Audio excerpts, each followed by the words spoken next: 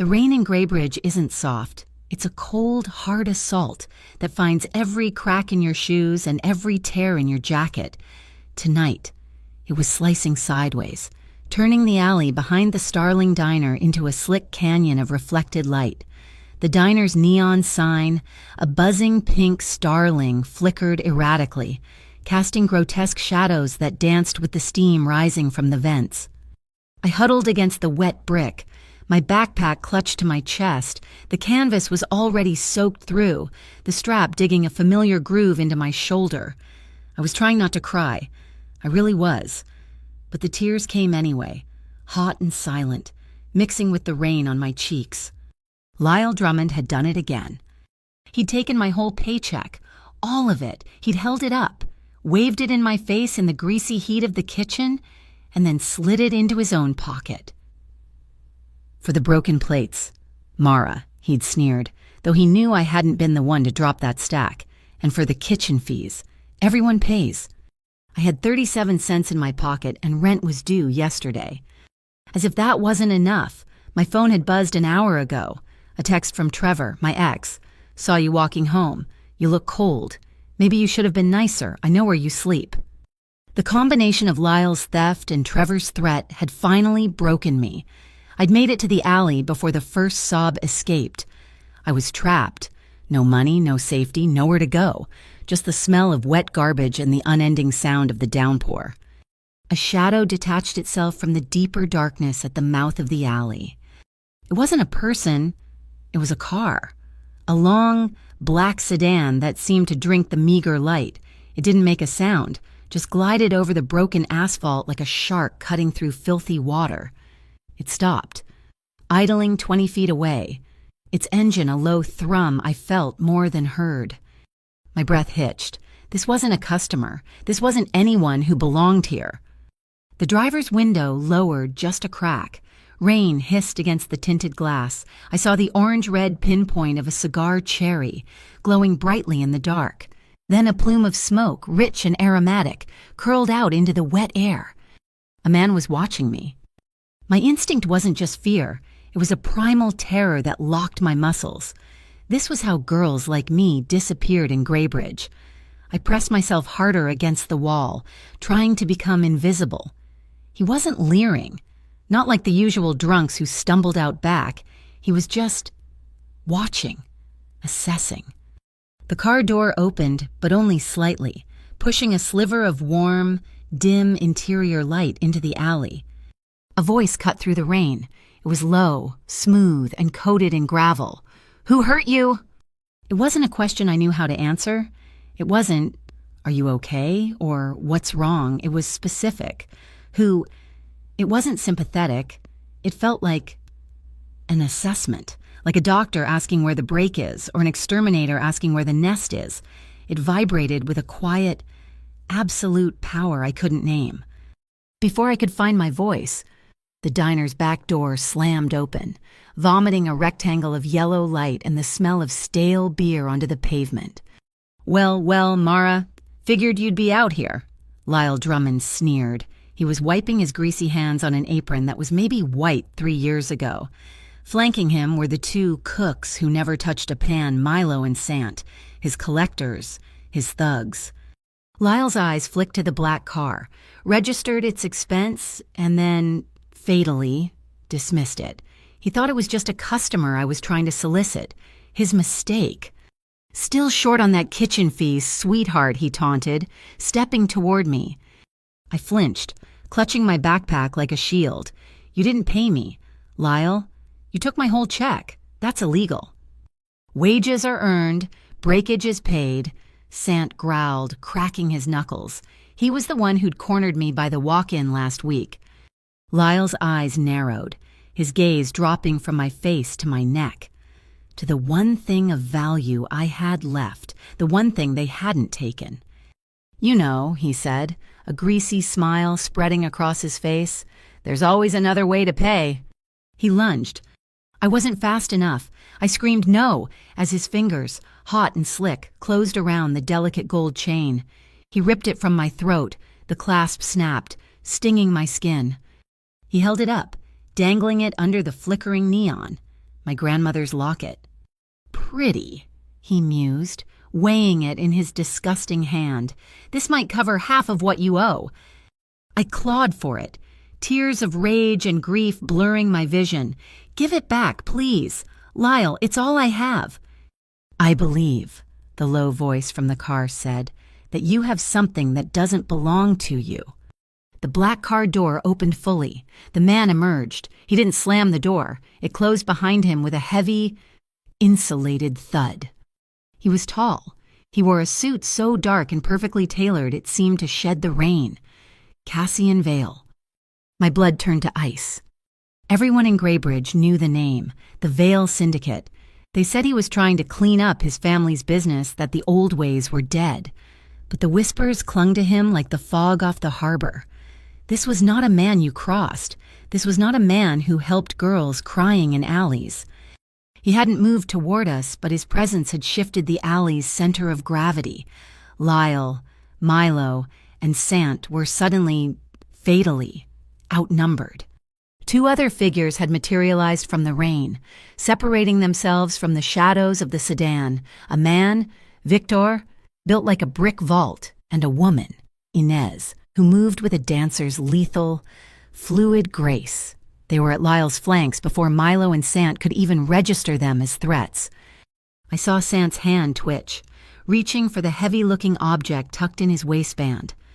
Inez moved. It wasn't a fight, it was an adjustment. Her hand blurred, a pale streak in the dark. There was a sharp, sickening crack, not of bone, but of plastic and metal. Sant's phone, the one he used to film his intimidation tactics, clattered to the pavement in two pieces. His hand was still at his waist, empty. Milo, seeing this, raised his hands in a gesture of absolute, terrified surrender. It was over in a second. It was so fast, so quiet. It was like a magic trick. No one had raised their voice. Cassian Vale walked forward, the rain seeming to part for him. He ignored the muscle. He stopped directly in front of Lyle, close enough that the smoke from his cigar ghosted across Lyle's face. Lyle was trying to look tough, but he was visibly shaking, his bravado evaporating in the cold air. "Lyle Drummond," Cassian said. His voice was the same, calm and impossibly deep. He placed one gloved hand on Lyle's shoulder. It looked almost like a friendly gesture, if you didn't see the raw terror in Lyle's eyes. He leaned in. I couldn't hear everything, just whispered fragments that cut through the sound of the rain. Bank of Eros, account 448, the Cayman Ledger, shipment manifests. Lyle stopped breathing. The ruddy color drained from his face, leaving behind a grayish, doughy mask. He looked like he was going to be sick. The hand holding my necklace was shaking violently. Cassian Vale removed his hand from Lyle's shoulder. He didn't take the necklace. He just waited. Lyle, looking like he'd just seen his own ghost, opened his trembling hand. Cassian plucked the chain from his sweaty palm. I was already backing away, sliding along the wet brick, trying to melt into the wall. I didn't want this. I didn't want this kind of help. This was out of the frying pan and into the abyss. This kind of rescue always came with a price I couldn't afford. "Wait," Cassian Vale said. I froze. He walked over to me. He smelled of expensive tobacco, damp wool, and something cold, like metal. He held out his gloved hand. My grandmother's locket rested in the center of his black leather palm. My hand shook so badly I could barely take it. "How?" I whispered.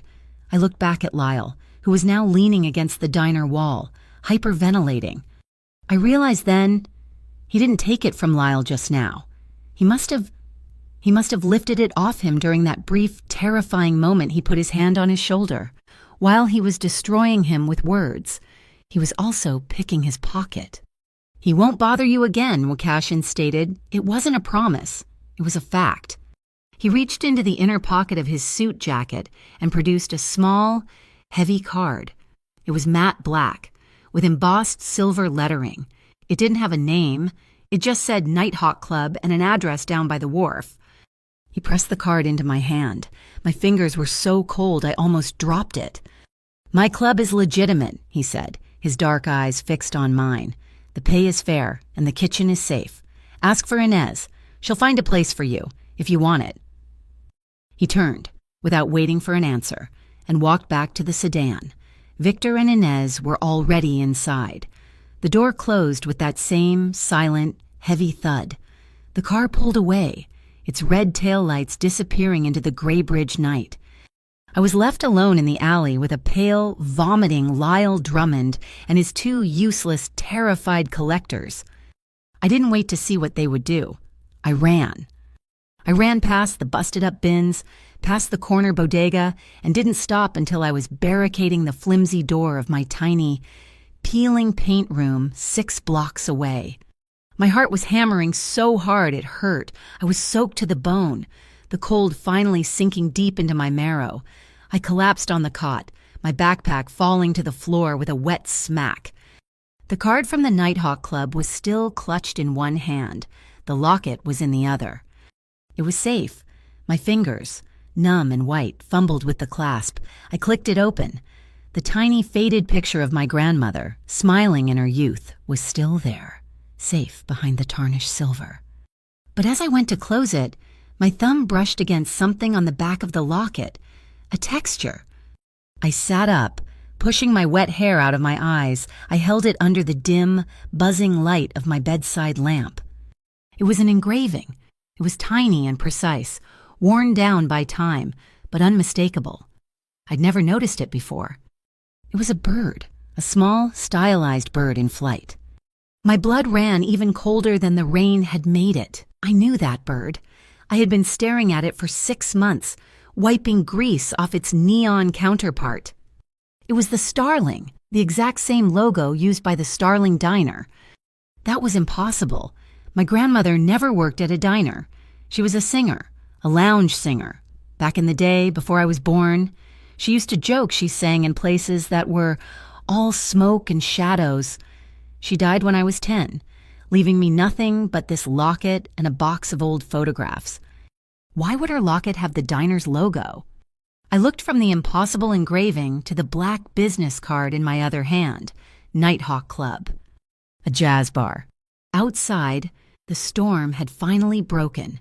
The rain had softened to a drizzle, and the only sound was the steady drip from the leaking window frame. Lyle Drummond, Trevor Knott, they thought I was weak, a wet, crying girl in an alley they could kick around and discard. Cassian Vale. I didn't know what he thought, but he had seen me. He had asked who. He gave me back my past, and he offered me a choice. I closed my hand around the locket, the sharp edges of the engraved starling digging into my palm. I am tired of being the girl who cries in the alley. I am tired of being hurt. I didn't know what Cassian Vale was. He was a gangster, a monster, a savior. It was a door, standing open in the middle of a flooding hallway. I was going to walk through it. I was done being a victim. The Nighthawk Club didn't have a sign, just a heavy, unmarked oak door at the end of a cobblestone street near the wharf, a single gas lamp hissing beside it.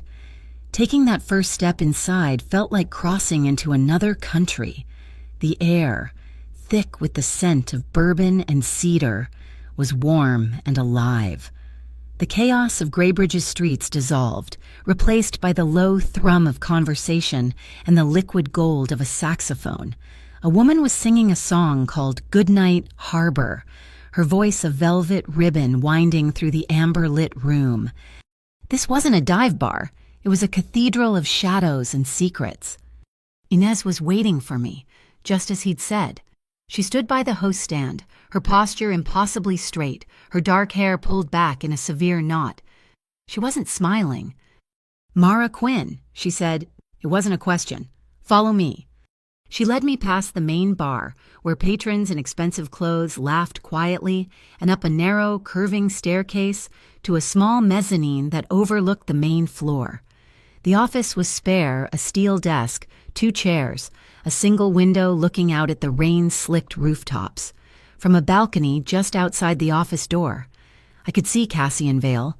He was leaning on the wrought iron railing, looking down at the stage, a cigar held loosely in one hand.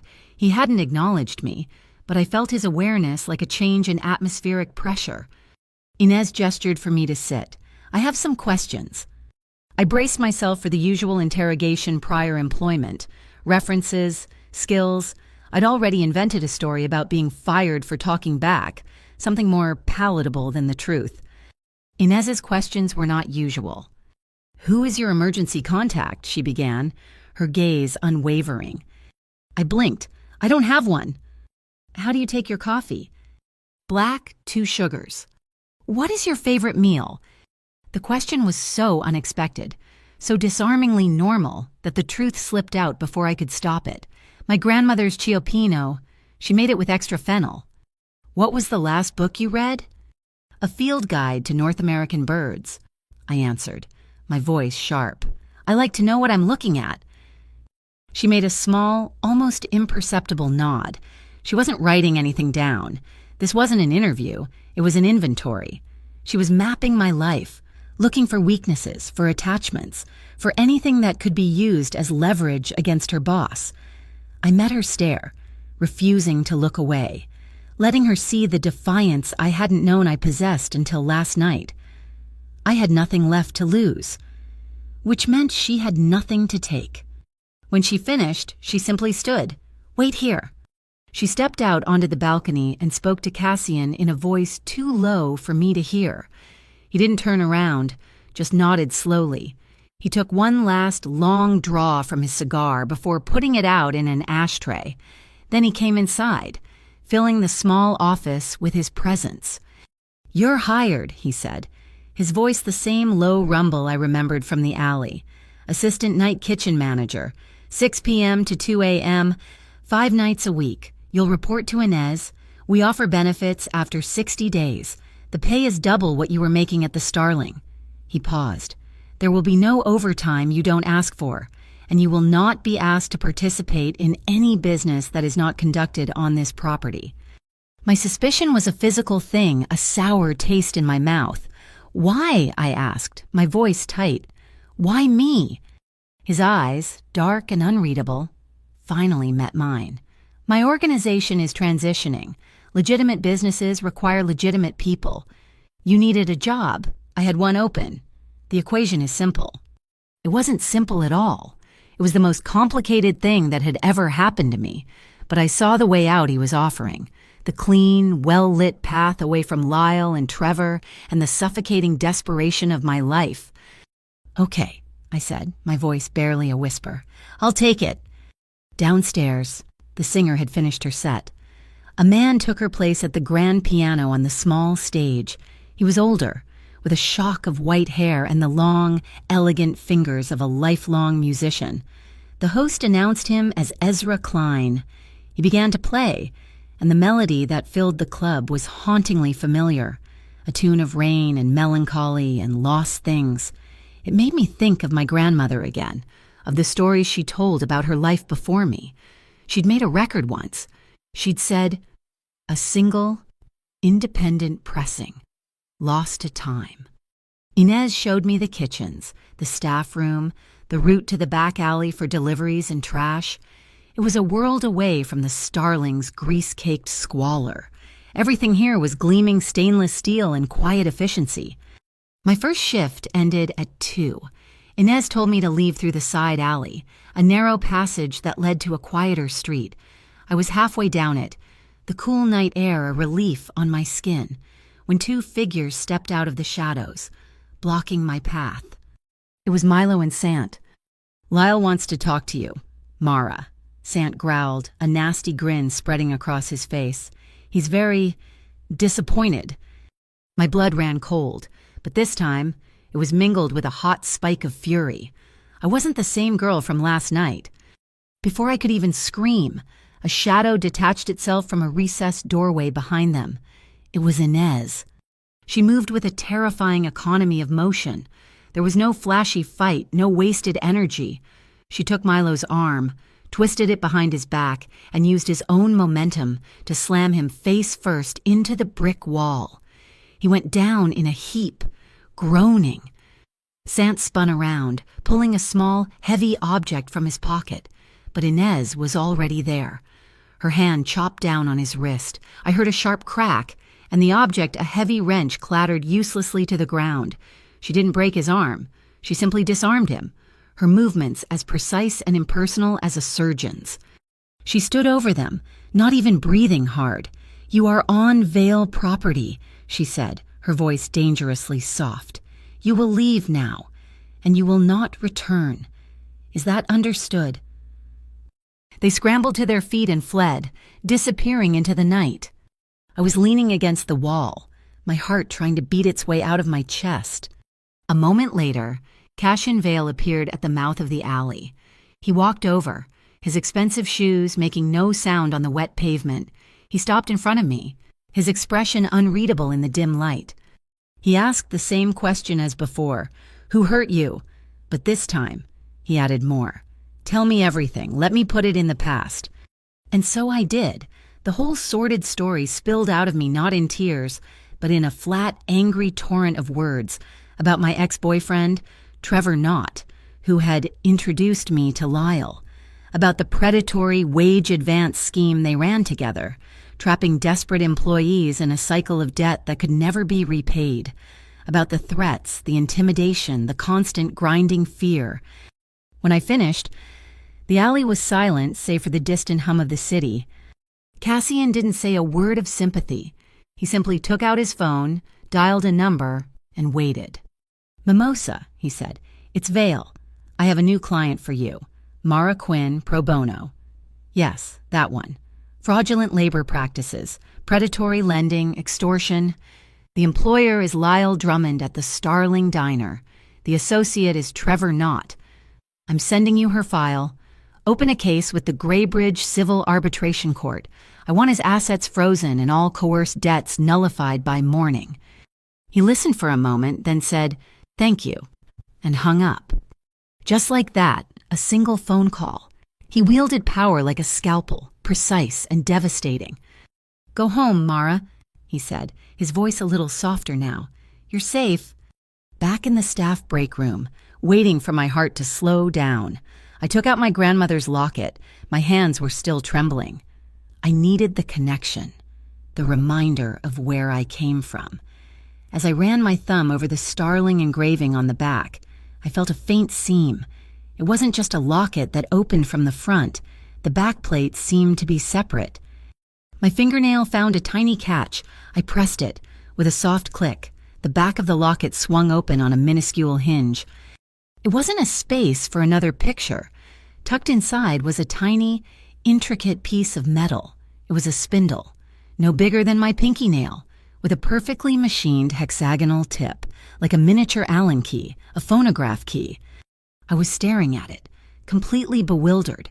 When Cassian walked into the room, he'd come to tell me one of his men would drive me home. He stopped when he saw the open locket in my hand, his gaze fixed on the tiny metal key. "What is that?" he asked, his usual composure gone, replaced by a flicker of intense curiosity. I don't know. It was hidden inside." He came closer, leaning over to look. "Let me see." I tipped it into his palm. He rolled it between his thumb and forefinger. A look of recognition dawned on his face. "A Victor 9, he murmured, almost to himself. "It's a key for a Victor 9 phonograph. They were incredibly rare, custom-built. My grandfather had one." At that moment, Ezra Klein, the pianist, walked in to grab a bottle of water. He saw the key in Cassian's hand. "Now that's a relic," he said with a smile. "Reminds me of the old days. We've got a warehouse full of junk like that over at the archives. Test pressings, master tapes, half the jazz history of this city, collecting dust." Cassian's head snapped up. He looked from the key to Ezra and then to me. The air in the room crackled with a sudden, unspoken thought. He handed the key back to me. "Victor will take you to the archives. Ezra, you're coming with us." The Vale Syndicate's archive wasn't a dusty warehouse. It was a climate-controlled vault, filled with rows upon rows of metal shelves stacked with vinyl records and reel-to-reel tapes. Ezra, who apparently served as the collection's unofficial curator, led us through the aisles. "What are we looking for?" he asked. "A ghost," Cassian said. An independent pressing. The artist's name might be Lark. Ezra's eyebrows shot up. Lark. That's an old one. Haven't heard that name in 30 years. He led us to a back corner, to a shelf marked Acquisitions, Uncatalogued.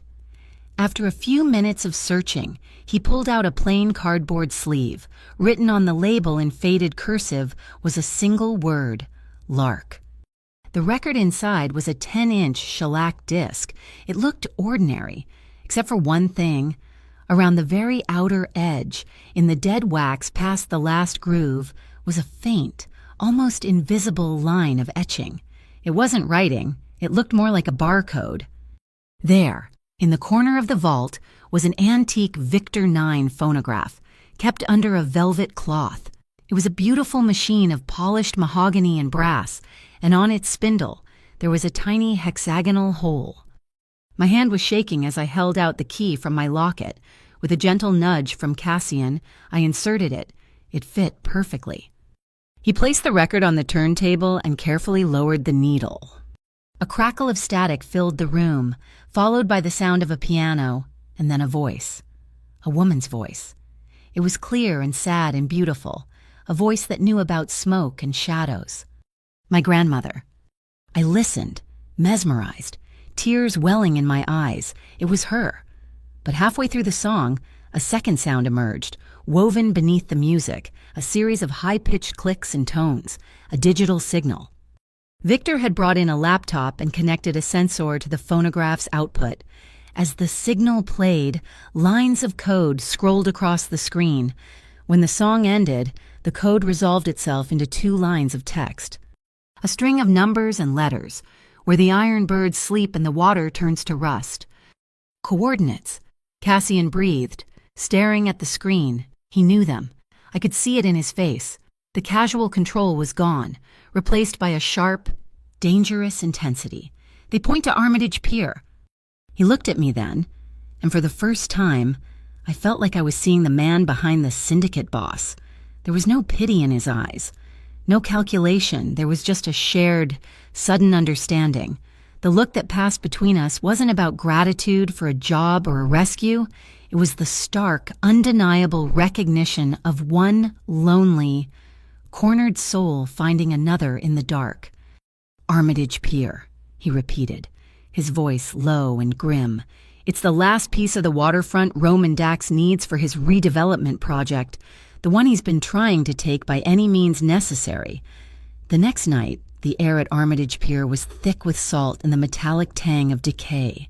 This was the place from the riddle. The iron birds were the massive, skeletal cargo cranes, silhouetted against the bruised purple sky, sleeping on their tracks. The water turning to rust was the graveyard of derelict freighters slowly dissolving in the harbor basin. I was no longer a kitchen manager. I was a conspirator, walking into the heart of a war I didn't understand, armed only with a dead woman's secret. We didn't use the main gate. Inez led me, Cassian, and Victor through a gap in a chain-link fence that looked like an accident but was clearly a planned route. Ezra, I was told, was not with us. He was at the extraction point. The pier was a labyrinth of 40-foot steel containers, stacked 3 and 4 high. The alleys between them were canyons of shadow, muffling our footsteps. I clutched the small, rugged laptop Victor had given me. The audio file of my grandmother's song queued up. Victor, moving with a silence that defied his size, held up a hand.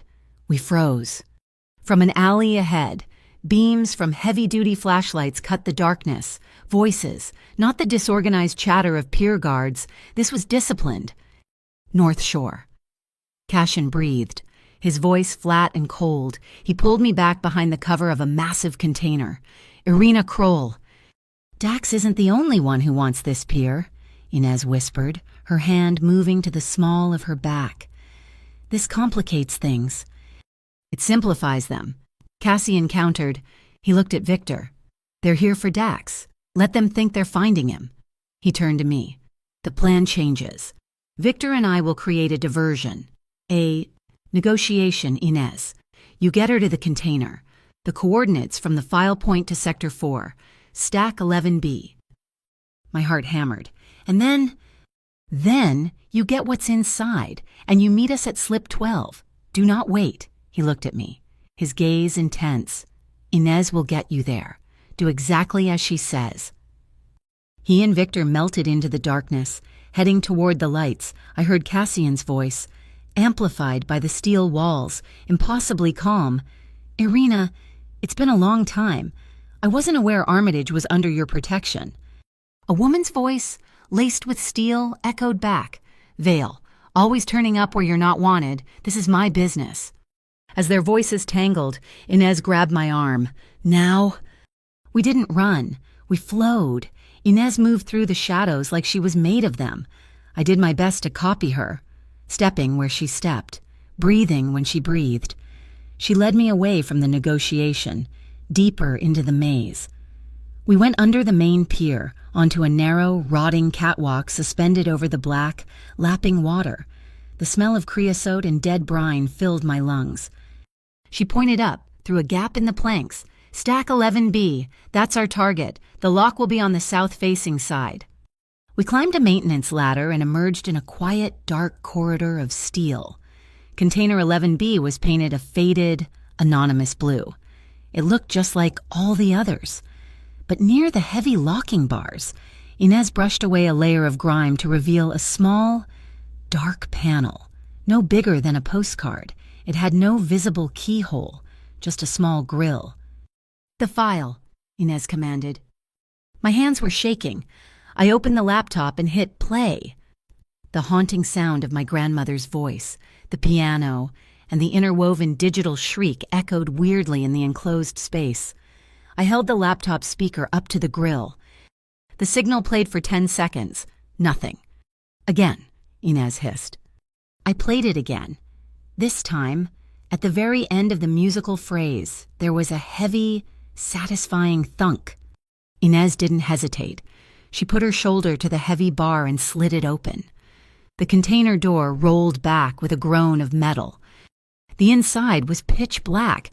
Inez clicked on a low-lumen penlight. The beam fell on art supplies, but not the kind I'd ever seen. There was a massive, high-resolution 3D printer, racks of silicone molds, canvases that were pre-treated with chemicals to age them, tools for engraving and etching. He's not just forging money, I whispered, touching the surface of a mold. It was for a small, intricate bronze statue. He's forging art, antiques. Faster, Inez said, shining her light on a small, fireproof lockbox bolted to the floor. That's what we're here for. It wasn't locked. I flipped the catches and threw open the lid. It wasn't full of cash. It was full of paper, a thick paper ledger. I opened it.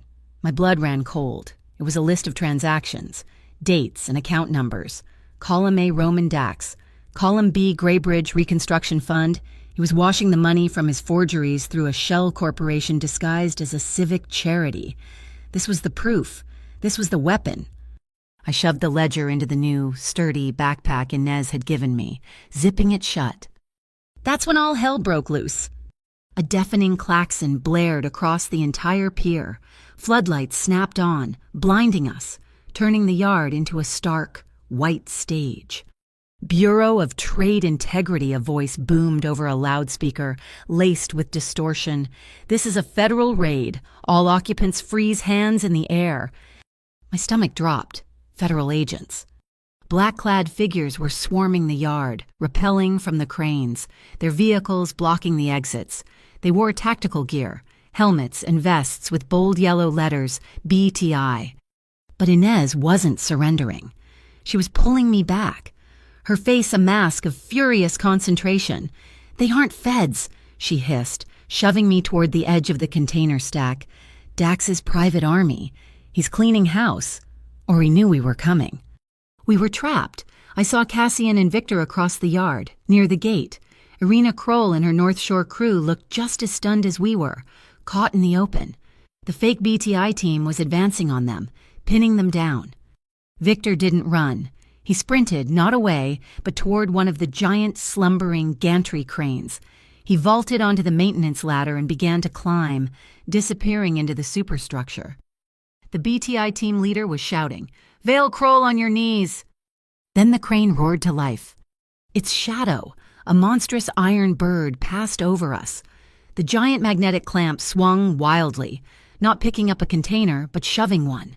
A 40-foot steel box, weighing tons, slid across the slick asphalt with a sound like a mountain breaking. It slammed into the side of the BTI's armored truck, blocking their primary advance, cutting the foot soldiers off from their transport. It was absolute chaos. "Smoke!" Cassian yelled. He threw a canister that exploded in a thick gray cloud, completely obscuring the main yard.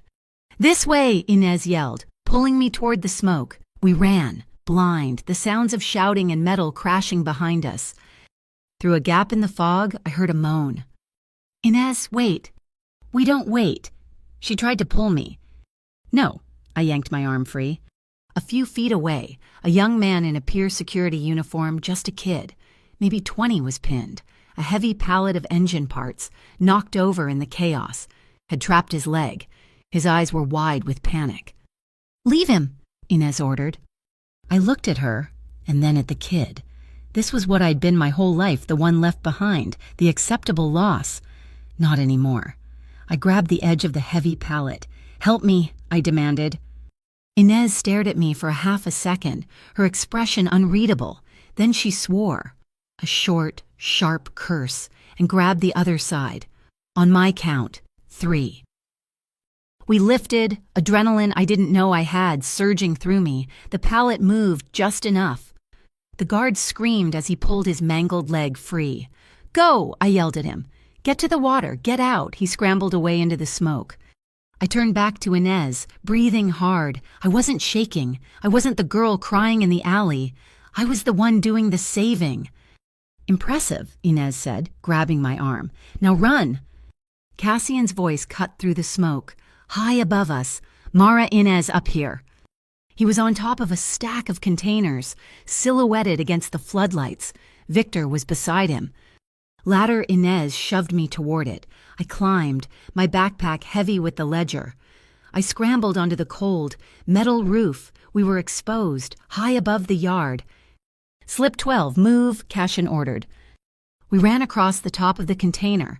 The roof was slick with sea spray. We reached the end of the stack. My heart stopped. There was a gap.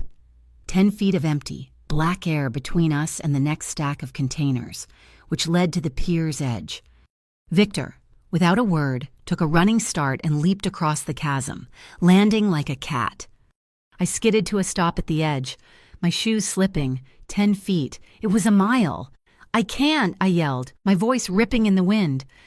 "Yes, you can," Cassian shouted. Below us, I could hear the BTI. "They're on the ladder." "I can't." I was frozen, the terror I'd kept at bay finally flooding me. Cassian grabbed me. He didn't ask. He didn't wait. One arm clamped around my waist like a steel band, lifting me off my feet. "Hold on," he roared, and he jumped. We were airborne for a heart-stopping second, suspended over the drop. We hit the other side hard. I stumbled, my knees buckling, but he didn't let go. His other hand shot out and grabbed my bare arm where my jacket had ridden up, steadying me, pulling me tight against him. His skin was hot. Even in the cold, even in the panic, a jolt went through me. It was raw, electric, a direct connection that bypassed my brain. It wasn't comfort, it was possession. It was the undeniable physical fact of his strength and my survival. We were chest to chest, breathless, the sound of the alarms and the shouting fading to a dull roar. There was just the grip of his hand on my skin, burning me. "Now," Victor said, his voice a low growl. He was already sliding down a heavy loading chute that dropped toward the water. Cassian let me go, and the world rushed back in. He shoved me toward the chute. "Go." I slid, landing hard on the damp, splintered deck of an ancient tugboat. Ezra Klein, the pianist, was at the wheel, his white hair blowing in the wind. "Took you long enough," he shouted over the rumble of the engine. Cassian and Inez landed a second after me. "Cast off," Cassian yelled. Ezra threw the throttle, and the old boat's engine roared.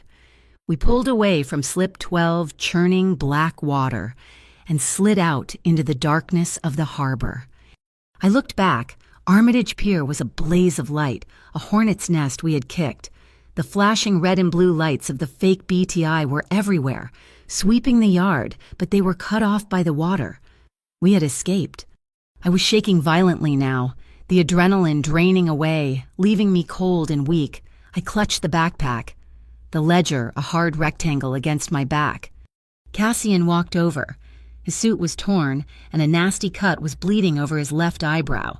He was watching me, his expression tight. He started to reach out, maybe to steady me, maybe to take the backpack.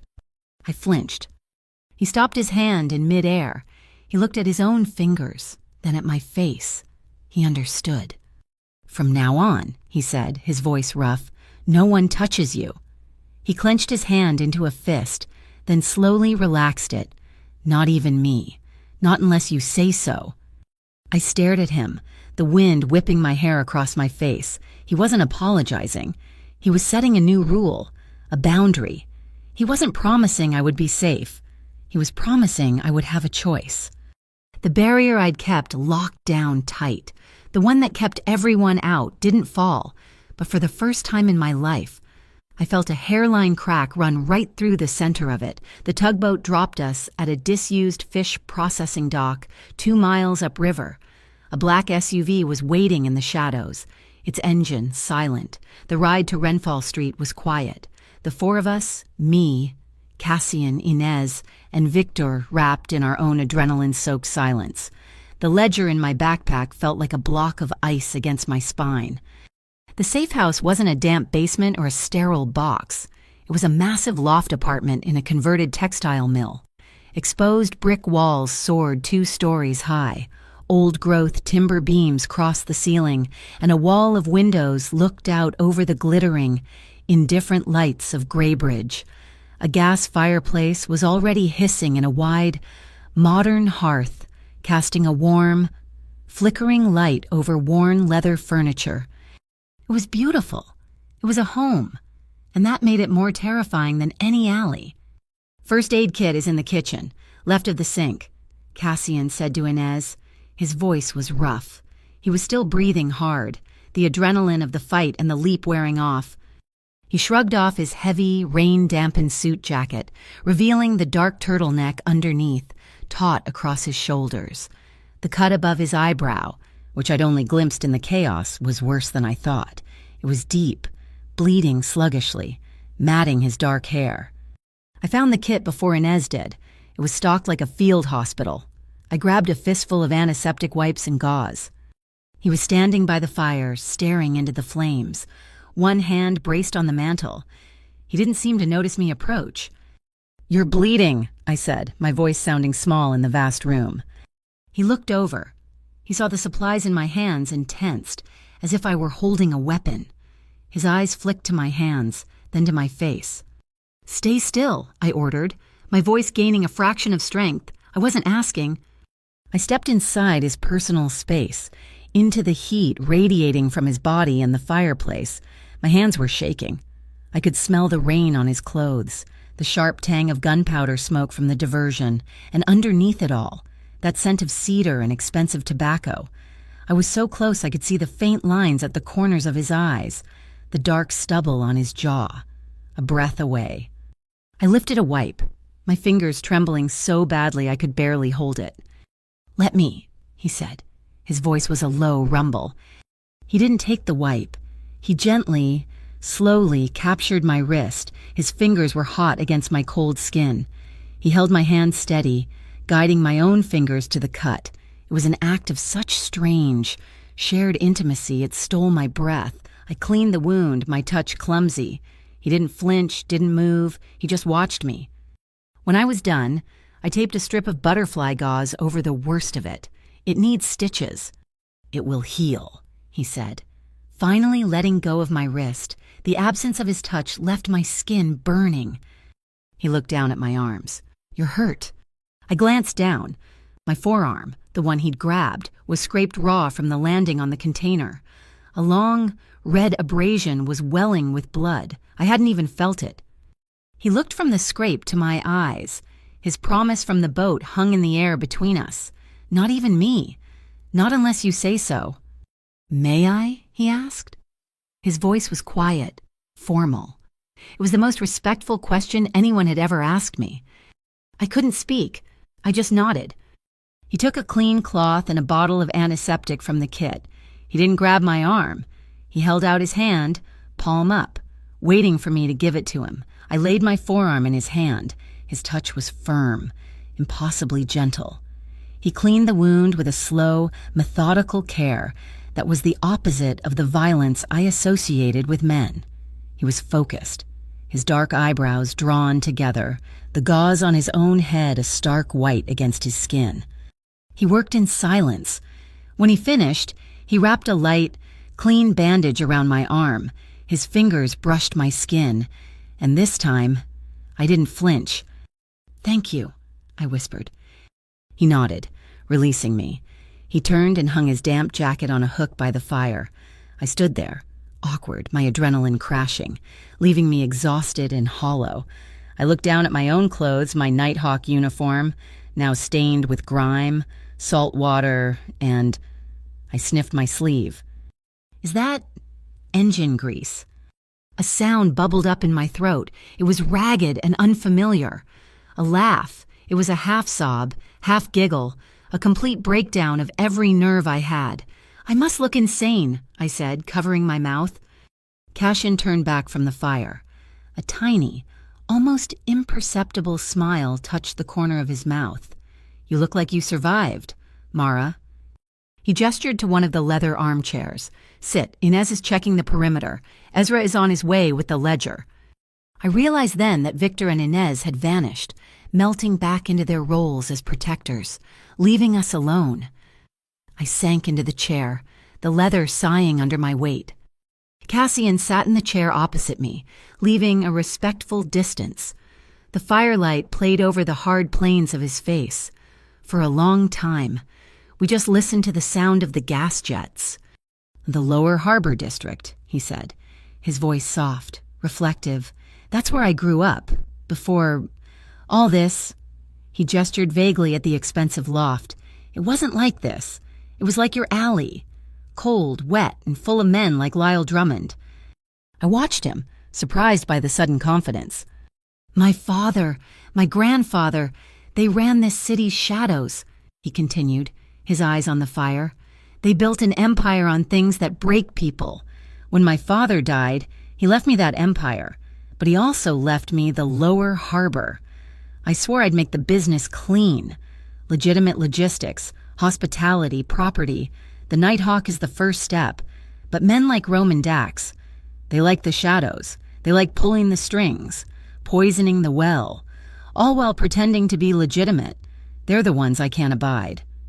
He was giving me a piece of himself, a reason. It wasn't just a power grab against Dax. It was a crusade.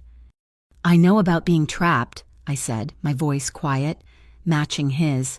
"My whole life, I've been a thing for Lyle to steal from, a thing for Trevor to threaten, a thing to be kicked or ignored or rescued." I looked at him, at this dangerous, complicated man who had just saved my life. I'm tired of being chosen. I'm tired of being a pawn, even a protected one. I just want to be the one who chooses. For once, I want to look at the board and decide which square I'm going to stand on. Even if it's the wrong one, I want it to be my choice. My confession hung in the warm air. Cashin's gaze lifted from the fire and met mine. He saw me, not the crying girl, not the kitchen help, not the damsel. He saw the person who had just defined herself. He stood up slowly. He walked over and stopped in front of my chair. He didn't loom. He just stood. "Then choose," he whispered. He wasn't moving. He was waiting. This was the choice. He wouldn't touch me. He wouldn't take... He was leaving the final, terrifying move up to me. My heart was a drum against my ribs. I could smell the cedar and the smoke. I could feel the heat from his body. I could say no. I could tell him to step back, and he would. I knew it. I rose from the chair. I stood in front of him, our bodies almost touching. I raised a trembling hand, not to his face, but to his chest. I could feel his heartbeat, strong and steady, beneath my palm. It matched the frantic rhythm in my own ears. "This is my choice," and I said. I lifted my other hand to his jaw, my fingers brushing the rough stubble. I leaned in and pressed my mouth to his. The kiss was hesitant at first, a question, a simple, soft pressure. He didn't move, didn't respond, letting me set the terms. Then I pressed harder, and his lips softened under mine. A jolt went through me, sharp and sweet. His hand came up, not to grab me, not to pull me, but to rest gently on my upper back. His fingers splayed wide, a point of warmth and stability. It wasn't a gesture of possession. It was a gesture of presence. He was here, with me. I deepened the kiss, and he responded. His other hand came up to cup my jaw, his thumb stroking the skin just below my ear. It was slow and deep and overwhelming. It wasn't the frantic, needy grasping I'd known. It was a conversation. It was deliberate and searing, and it made my knees weak. I tasted the faint, sharp tang of the antiseptic and the richness of his cigar, and it was the most intoxicating flavor I'd ever known. My breath hitched, my lungs aching. He pulled back, but only an inch.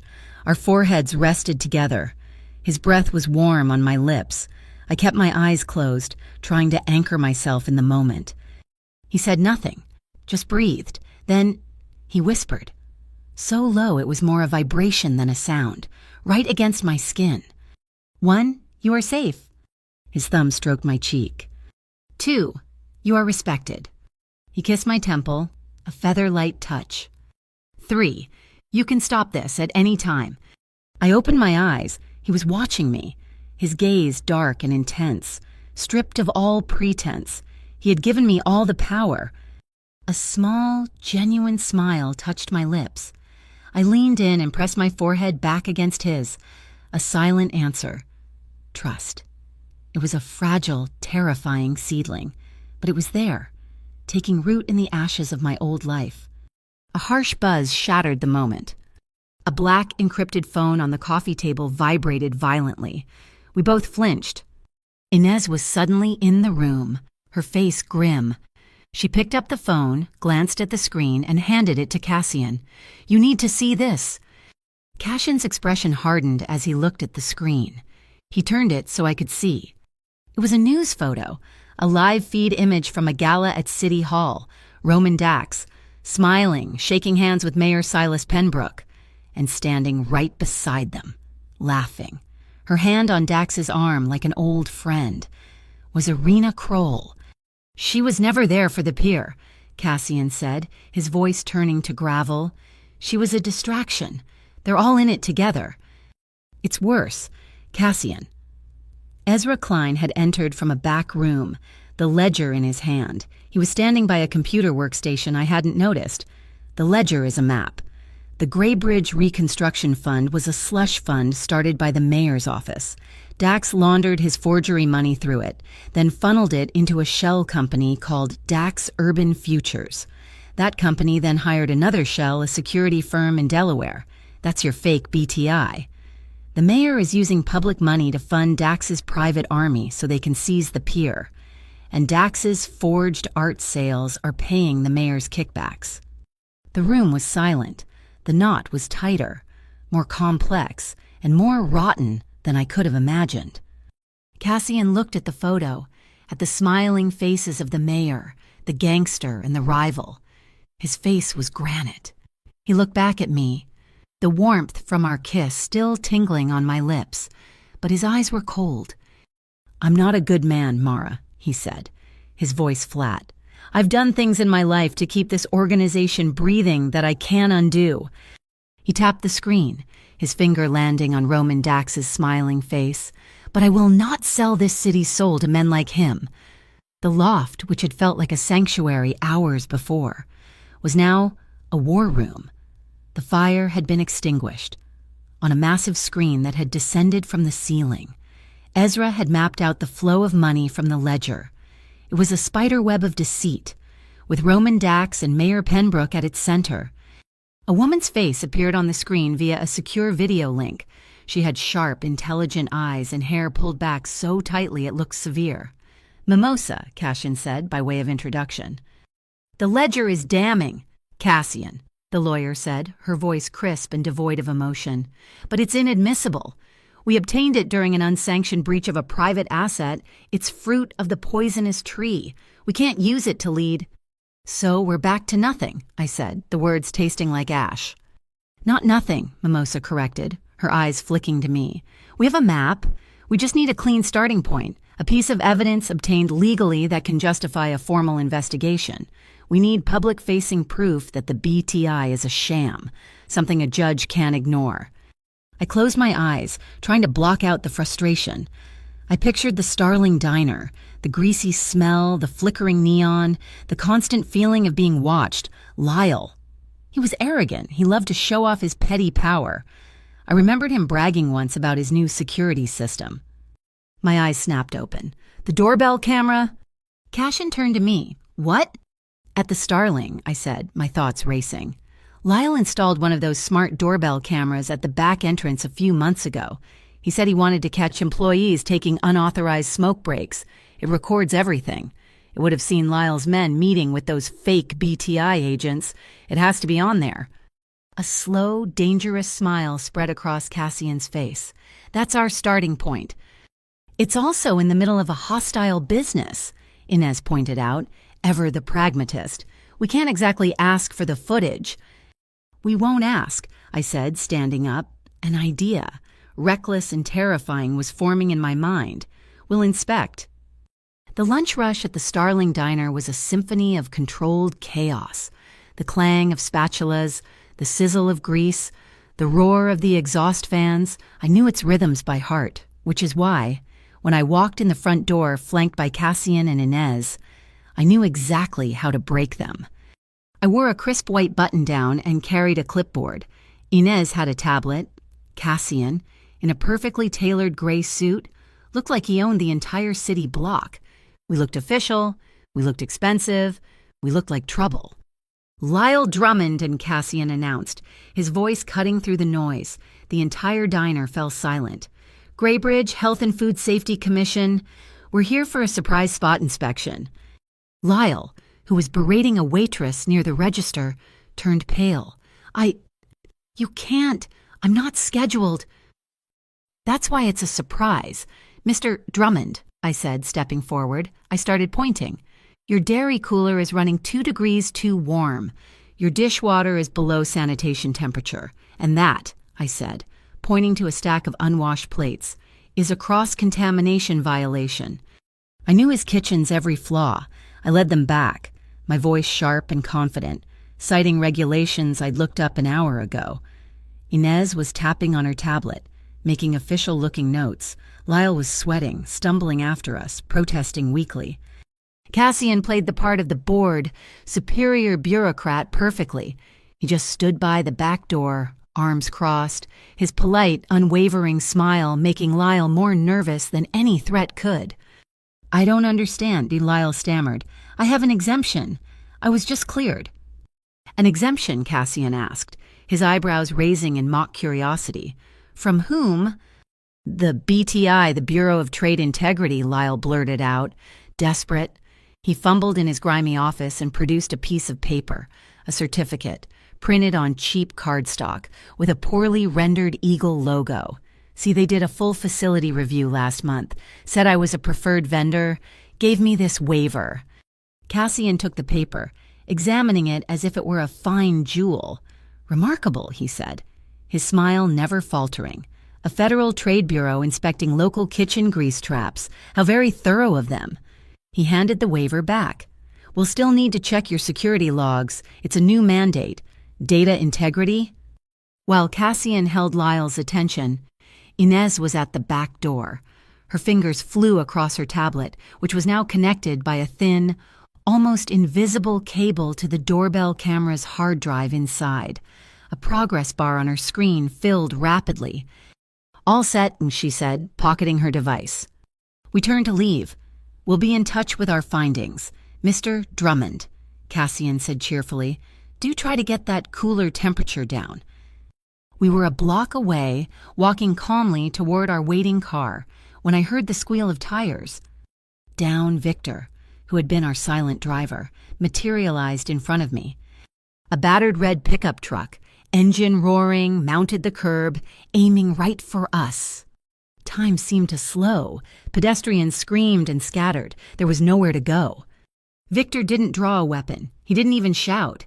He snatched a heavy, plastic traffic pylon from the edge of the sidewalk and, with a grunt of immense effort, hurled it. It wasn't aimed at the windshield. It skipped across the pavement and slammed into the truck's front wheel well. The steering snapped. The truck veered violently, missing us by inches, and crashed into the side of a parked delivery van with a sickening crunch of metal. The driver's door flew open and a figure scrambled out, disappearing into a nearby alley. I was on the ground, my ears ringing, Cashin's body shielding mine. He was on his feet in a second, pulling me up. "Everyone okay?" Victor was already helping a woman who had fallen. No one was hurt. He had saved us. But he had also saved everyone else on the sidewalk. He had neutralized the threat without escalating the violence. The veil principle. Back at the loft, Inez put the footage on the main screen. There it was, a clear shot of Lyle talking to two men in cheap suits who flashed fake BTI badges. Then, Inez kept scrubbing back, weeks, then months, then years. "What are you looking for?" I asked. "Anomalies," she said. She stopped on a clip from 5 years ago. The image was grainy, the colors washed out. A younger, thinner Lyle Drummond stood in the alley, talking to a woman. My breath caught in my throat. It was my grandmother. She was vibrant, alive, her hair pinned up, wearing a stylish coat. She was holding the locket. The camera's microphone was surprisingly clear. "You hold this for me, Lyle," my grandmother, Lark, was saying. She pressed the necklace into his hand. "You owe Antonio Vale a debt. This is how you'll repay it. One day, a girl will come to you, my granddaughter. She'll be in trouble. When she is, you will make sure this finds its way to the next Cassian. Do you understand me? This is a promise. It's for the next Vale." Lyle nodded, looking terrified even then. I sank into a chair. It wasn't a coincidence. It wasn't random.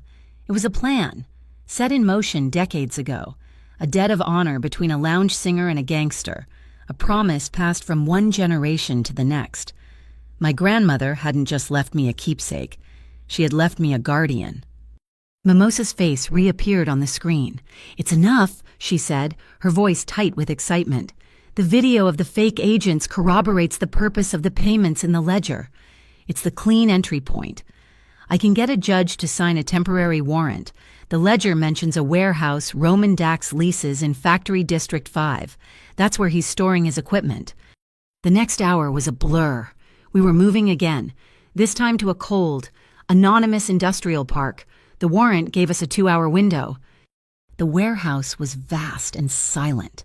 Victor opened the roll-up door with a portable device, and we slipped inside. It smelled of chemicals and ozone. And there they were, racks of black tactical uniforms, boxes of vests with the yellow BTI lettering, and on a workbench, under a high-intensity lamp, were the heavy steel molds used to press the official-looking, entirely fraudulent BTI seals, the smoking gun. "We have it all," I breathed. That's when the sirens started, not in the distance. They were right outside. The building was instantly bathed in flashing red and blue lights. "It was a trap," Inez said, drawing her weapon. "They knew we were coming." The roll-up door began to rattle as they tried to force it from the outside. "No firefight," Cassian commanded. His eyes were scanning the room, calculating. "Inez, Mara, the roof access ladder, go!" He ran to a large electronic control panel on the wall. "Victor, with me." Inez was already pushing me toward a steel ladder in the back corner. I scrambled up, my heart pounding in my ears. Below me, I saw Cassian rip open the control panel. He slammed his hand down on a heavy red button. With a deep groan, a massive interior fire door, a solid sheet of steel, began to descend from the ceiling, separating the front half of the warehouse from the back. The BTI team finally broke through the main entrance, pouring in with weapons raised, just as the steel door slammed shut with a deafening boom. They were trapped inside the front section. I burst onto the flat, gravel-covered roof, gasping in the cold night air. The city lights spread out before me like a fallen constellation. Inez was right behind me. "This way," she shouted, leading me toward the far edge of the roof. "The next building is lower. We can make the jump." The roof was slick with a fine mist settling from the river. I was running, my boots slipping on the loose gravel. We were almost to the edge when my foot caught on a raised electrical conduit. I went down, hard. My ankle twisted, and I cried out, tumbling, sliding on the wet gravel, right toward the edge of the roof, toward the 3-story drop to the concrete alley below. Inez was too far away to grab me. I scrabbled for purchase, my fingers finding nothing but loose stone. A hand clamped around my waist. It wasn't a grab, it was an anchor. Cashin's arm was a band of steel, stopping my slide instantly. He was there, having scaled the ladder in seconds. With an effortless grunt, he hauled me back from the precipice, lifting me to my feet and setting me down behind the safety of a large air conditioning unit. He didn't hold me, and he didn't pull me against him. He just saved me. The touch was brutally efficient, entirely proper, and it sent a jolt through me more powerful than any kiss. My heart wasn't just racing from fear, it was hammering with the undeniable, terrifying reality of him. This man, who lived in a world of shadows and violence, had an instinct to protect that was as deep and immutable as the foundations of the city itself. And right now, it was all focused on me. We drove in silence, the echo of the sirens fading as we crossed the river. We didn't go back to the loft. Victor navigated the SUV through the old, cobbled streets of the lower harbor, a place I had only ever seen in daylight, and pulled into the shadows of a massive, deconsecrated church. Its limestone facade was stained with a century of city grime, but the towering, stained-glass windows were pristine, glowing with a soft, internal light, Saint Helier. It was no longer a house of worship. The interior had been transformed. The pews were gone, replaced by a sprawling hardwood floor, painting easels, and quiet alcoves with pianos and music stands. It was a community arts center, funded, I realized, by the Vale Syndicate. It was silent, warm, and felt safer than any bank vault. Ezra was waiting for us, not by a computer, but by a long wall covered in framed, black and white photographs, a history of the neighborhood. "I thought you should see this," he said, his voice respectful. He pointed to a single, large photograph in the center of the collection. I saw her instantly. It was my grandmother. She was younger than I'd ever seen her, radiant, her hair swept up. She was laughing into a large deco-style microphone, a gardenia tucked behind her ear, Lark, and standing next to her, his hand resting on a saxophone, was a man with a sharp suit and a devastating smile. He had Cassian's eyes. "Antonio Vale," I whispered, the name from the camera footage suddenly having a face. Cassian stepped up beside me. His gaze was fixed on the photo, his expression unreadable. "My father," he confirmed, his voice rough. "He played before he took over the business." "They were fixtures," Ezra said quietly. "Lark and Antonio, the voice and the horn. This was taken the night of the 49 harbor sweep, the old bosses, the ones before the Vales, tried to burn out the independent clubs that wouldn't pay tribute. Antonio was caught in an ambush at the old Rialto. He was pinned down." Ezra looked at the picture. The story goes that Lark, who was on stage, saw what was happening. She pulled a fire alarm, hit a note so high it shattered the glass. Through a spotlight, the legend changes, but she created a diversion. It gave Antonio the opening he needed to fight his way out, but in the chaos, she was trapped. He went back in for her, pulled her from the fire himself. A debt was formed that night, a life for a life, an unbreakable promise. Cassian looked from his father's smiling face to mine. His gaze dropped, landing on the locket at my throat. "The locket," he breathed, the pieces clicking into place for him just as they were for me. The clip at the diner, your grandmother giving it to Lyle, telling him to wait for the next Cassian. It wasn't just a key, it was a marker, a signal of that debt, a guarantee that if Lark's blood was ever in danger, the House of Vale would provide sanctuary. I touched the warm silver. My grandmother. She hadn't left me defenseless in a cold world. She knew men like Lyle and Trevor existed. She hadn't left me a simple trinket. She had left me a shield. She had chosen a protector for me, not based on his legitimacy or his power, but on a forgotten, old-world code of honor that ran deeper than any law. I wasn't the girl crying in the alley. I wasn't a pawn. I was an heir. I was the recipient of a promise made in fire and jazz half a century ago. The realization straightened my spine. As if summoned by the thought of my past, the fragile peace was broken. Inez entered the sanctuary, her boots silent on the wooden floor. "We have a visitor," she said, her voice flat, directed at Cassian.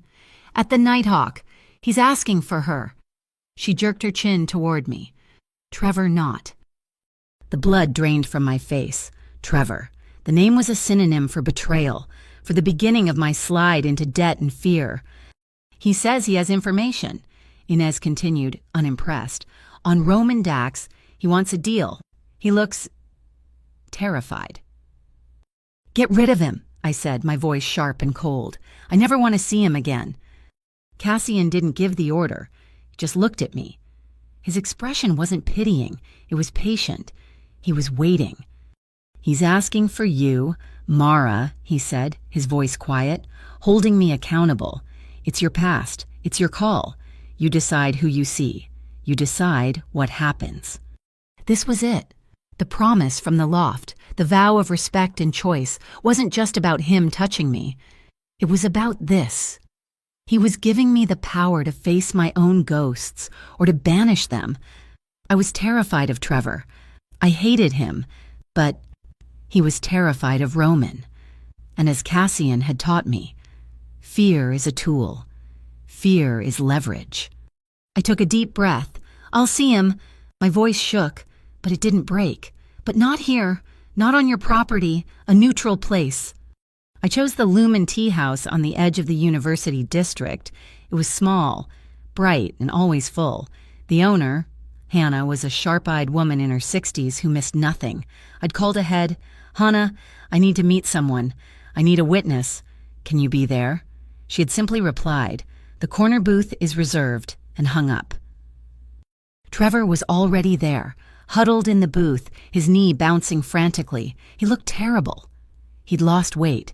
His skin was sallow and his eyes darted to the door every time the bell chimed. The arrogant predator who had threatened me was gone. This was just a small, scared animal. "Mara," he breathed, trying to smile when he saw me. You look good." "What do you want, Trevor?" I slid into the booth opposite him. Hannah was wiping down the counter, close enough to hear every word. I didn't have to look for Cassian. I knew he was outside, a shadow watching shadows, respecting the boundary I had set. "I'm in trouble.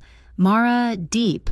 Lyle's gone. He just vanished after your friends paid him that health inspection, and Roman Dax, he's cleaning house. He thinks I'm a loose end. He thinks I talked to him." He nodded toward the street, toward Cassian. "Did you—" "No, I swear, look, I was an idiot. I was stupid. But I never wanted you hurt, not really. You put a tracker in my backpack. Trevor." I said it flatly. It wasn't an accusation, it was a fact.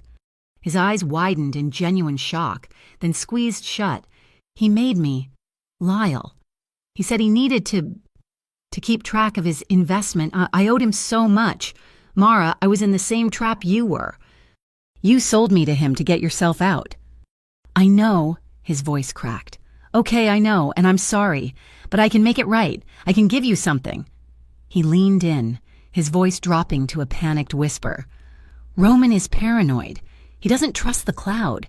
He keeps an offline archive of all his communications emails, text logs, server data on a private server in his penthouse. I know. because I'm the one who installed the system for him, back when I was doing freelance IT. He frantically scribbled on a napkin. This is the server address, the admin login. The password, it's everything, Mara. All his deals, the real ones. He pushed the napkin across the table. It was the key to Dax's entire kingdom. I looked at the man who had so casually destroyed my life for a few dollars. I felt no empathy, no nostalgia for the person I once thought he was, just a cold, hard clarity. I don't forgive you, Trevor, I said. His face crumpled. He had been hoping for absolution. But forgiveness isn't what you need. You need to get out. I took the napkin. You will give this to me, and you will go to Cassian's lawyer Mimosa, and you will give her a sworn affidavit. Everything you just told me, about Lyle, about the tracker, about the debt, you will become a material witness. He'll kill me, he hissed, terrified. He'll kill you anyway, I countered, my voice as cold as his. He's cleaning house. Remember, this is your only option, my protection, in exchange for your testimony. That's the deal. He stared at me, really seeing me for the first time. Not the girl he dated, not Lyle's victim. He saw the person I was now. He nodded, a single jerky motion. Okay. I stood up. Leaving him in the booth, I walked out of the tea house into the cool afternoon air.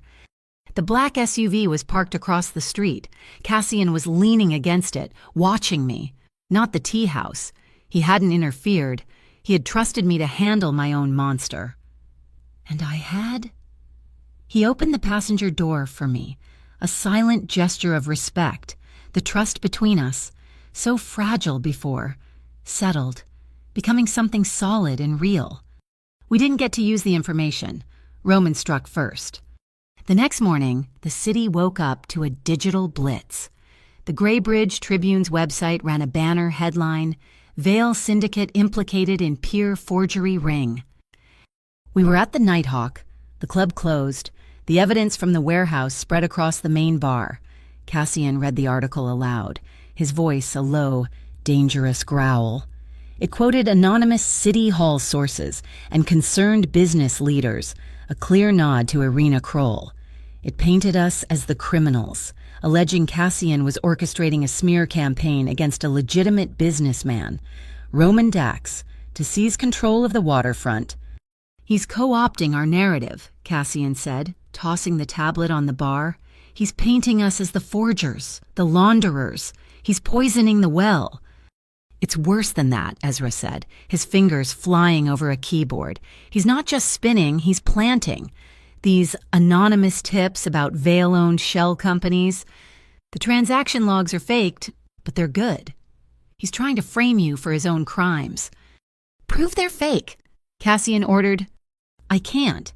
Not directly without a full-scale hack, Ezra grumbled. But I can legally request the transaction metadata from the Graybridge Information Lab. It's a public-private partnership.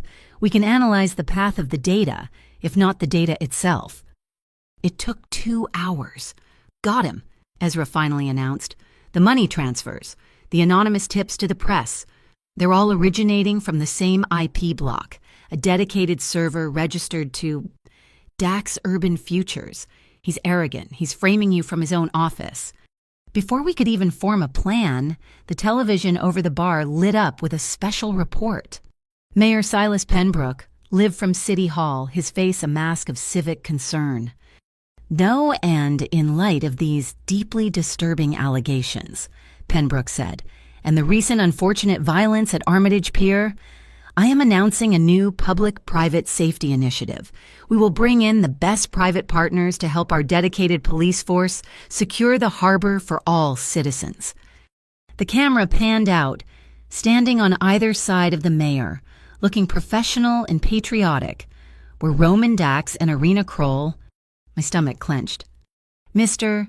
Dax and Miss Kroll, the mayor continued, have graciously offered their resources and expertise to help stabilize the waterfront during this turbulent time.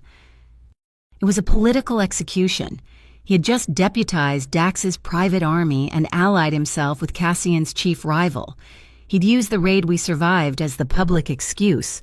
Cassian was now the enemy of the state. The room was deathly quiet. Cassian stared at the screen, his face granite. He had been completely, publicly, and legally outmaneuvered.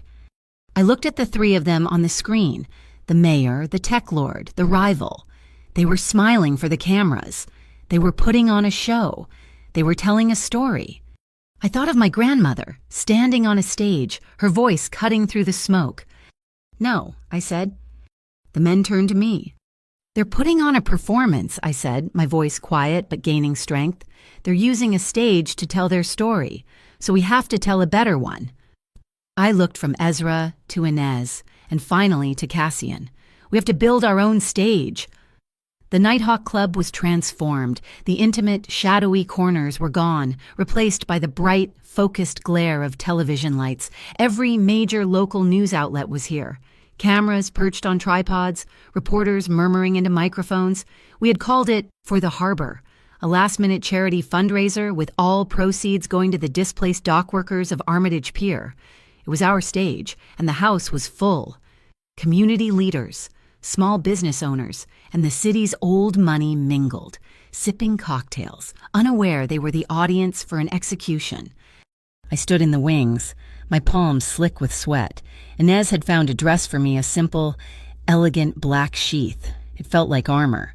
I could feel Cassian's presence behind me, a silent, solid wall of support. He hadn't told me what to say. He just said, "Tell them your story." Ezra Klein sat at the grand piano, playing a soft, expectant melody. Then, the house lights dimmed. A single spotlight found the stage, and he nodded to me. It was time. I walked out, my heels clicking on the polished wood. 100 faces turned to me, curious, expectant. I took a deep breath and stepped up to the microphone. "Good evening," I began, my voice trembling for a second before I locked it down. "My name is Mara Quinn. A week ago, I was a line cook, working 60 hours a week in a diner kitchen. A week ago, I was standing in a back alley crying because my boss had stolen my wages, and I didn't have enough money to pay my rent." A murmur went through the crowd. This was not the speech they were expecting. I was trapped in a cycle of debt, the kind that so many people in this city know, the kind where the more you work, the more you owe. I was told I was worthless. I was told I was disposable. I paused, letting the words hang in the air. My story isn't unique. What's unique is what happened next. I told them about the necklace, the one thing I had left from my grandmother. I told them how it was ripped from my neck as payment for a debt I didn't really owe. I thought I had lost everything, I said, my voice thick with emotion now. But that night, someone gave it back to me. They didn't ask for anything in return. They just saw what was happening, and they intervened. I was careful. I never said his name. I never mentioned the Veil Syndicate. I just talked about a concerned business owner, a member of this community who believes in fairness. That intervention led me to a discovery, I continued, my voice growing stronger, harder. It turns out my story, the story of my stolen wages and my grandmother's necklace, was connected to a much bigger story. The story of Armitage Pier, the story of a company called Dax Urban Futures and a powerful man named Roman Dax, who promised our city a brighter future. The name dropped like a stone in the silent room. We were told that the waterfront redevelopment was being protected by a federal agency, the Bureau of Trade Integrity. We were told they were keeping us safe. My eyes scanned the room, meeting the gaze of the reporters. Tonight, I'm here to tell you that you have been lied to. The city of Greybridge has been the victim of a grand deception. That was Ezra's cue. He didn't play a grand, dramatic chord. He simply touched a key on a synthesizer next to the piano. The house speakers crackled, and then the haunting, familiar sound of my grandmother's voice filled the club, the song, Lark. The crowd was confused, captivated. As her voice soared, Ezra brought up the lights on a massive LED screen behind the stage. It was black. Then, as the bridge of the song began, The part with the hidden digital signal. A green waveform appeared on the screen, pulsing in time with the audio clicks and tones. The waveform began to resolve, the lines of code twisting and reforming like digital clay. The audience gasped as an image slowly took shape. It was an official-looking seal, an eagle, clutching arrows and an olive branch, and beneath it, the words Bureau of Trade Integrity. It was the fraudulent seal from the warehouse, rendered from the audio file on a dead woman's record. "This seal is a phantom," I announced, my voice ringing with conviction. "It was created by Roman Dax to give his private army the cover of federal authority." As I spoke, the image on the screen changed. The digital signal resolved into a new shape, a list of names, a personnel roster, and next to each name, a title: Lead Field Agent, Logistics Officer. "These are the agents of the BTI," I said, "and if you check their employment history, you won't find a federal service record. You'll find them on the payroll of Dax Urban Futures." The room exploded in a roar of whispers and furious tapping on phones. In the back, I saw Mimosa, our lawyer, tap a key on her laptop. "Filed," she mouthed. She had just submitted the new evidence to the Bay District Appellate Court in real time. And then the world went black. A collective gasp. The lights, the sound, the screen. Everything died. A woman screamed. Roman had made his move. But the darkness lasted only for a second. With a heavy thrum, a new sound filled the room, a generator kicking to life, a set of secondary, warmer lights flickered on, bathing the stage and the room in an intimate, determined glow. The screen remained dark, but the point had been made. I didn't miss a beat. "Mister, Dax can cut the power to a room," I said into the now dead microphone, my voice carrying in the suddenly quiet space. "But he cannot cut the power of the truth." A few people started to clap. That's when Irina's move came.